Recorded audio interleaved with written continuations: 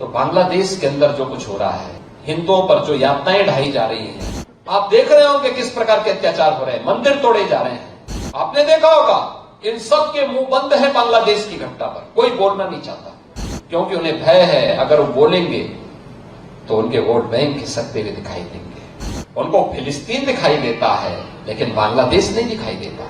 हमें वर्तमान की इन चुनौतियों को समझना पड़ेगा जो हम सबके सामने है, भारत के सामने है, सनातन धर्म के सामने। याद रखना, जो चुनौती सनातन धर्म के सामने है वही भारत की चुनौती है, और जो भारत की चुनौती है वही सनातन धर्म की चुनौती है।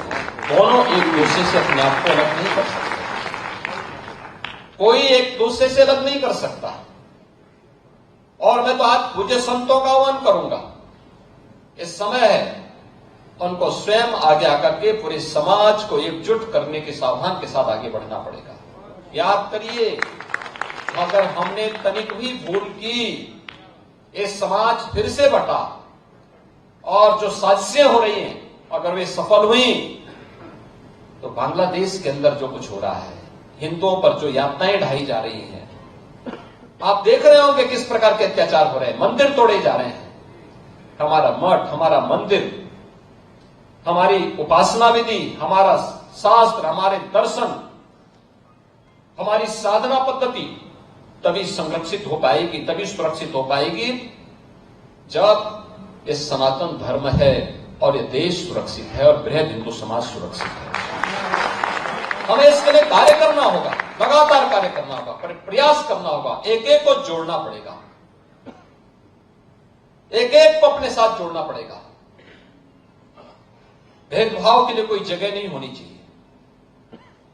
विभाजनकारी उन ताकतों को बेनकाब करना होगा जो केवल अपना उल्लू सीधा करने के लिए समाज को बांटना चाहती है, तमाम वादों के आधार पर बांटना चाहती है।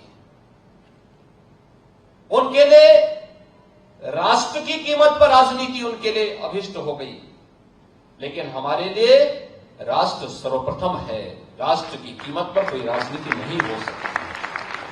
हमें चुनना होगा, पहले राष्ट्र को चुनेंगे, उसके लिए किसी भी प्रकार के बलिदान देने के लिए तैयार होंगे, लेकिन उसकी कीमत पर कोई राजनीति स्वीकार्य नहीं है। लेकिन आज जिस प्रकार के दृश्य दिखाई दे रहे हैं, जिस प्रकार की बातें हो रही हैं, जिस प्रकार की चीजें चल रही हैं, आपने देखा होगा इन सब के मुंह बंद है बांग्लादेश की घटना पर, कोई बोलना नहीं चाहता क्योंकि उन्हें भय है अगर वो बोलेंगे तो उनके वोट बैंक खिसकते हुए दिखाई देंगे।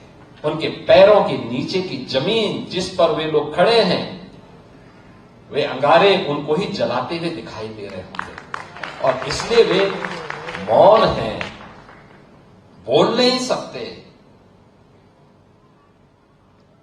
जो लोग दुनिया के अंदर अन्य मुद्दों पर बोलते हैं, मुखर होकर के बोलते हैं, उनको फिलिस्तीन दिखाई देता है लेकिन बांग्लादेश नहीं दिखाई देता।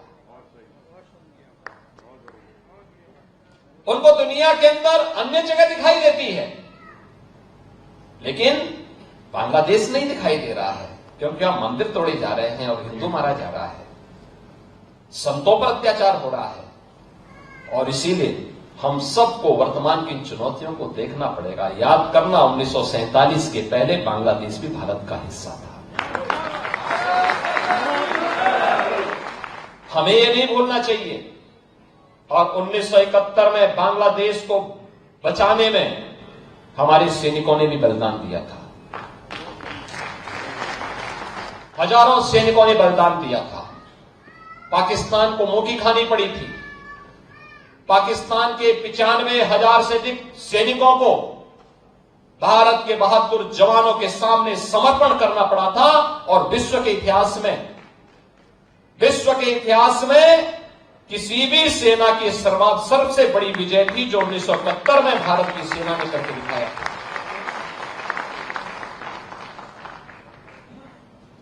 इसलिए हम सबको वर्तमान में अपने आप को उसके लिए तैयार करना होगा, देखना होगा। ये देश रहना चाहिए, सनातन धर्म हर हाल में रहना चाहिए, हमारी विरासत का हर हाल में संरक्षण होना चाहिए। और उसी विरासत के संरक्षण की दिशा से ये विकास के कार्य उसके साथ जोड़े जा रहे हैं। उसको आगे बढ़ाने का काम हो रहा है।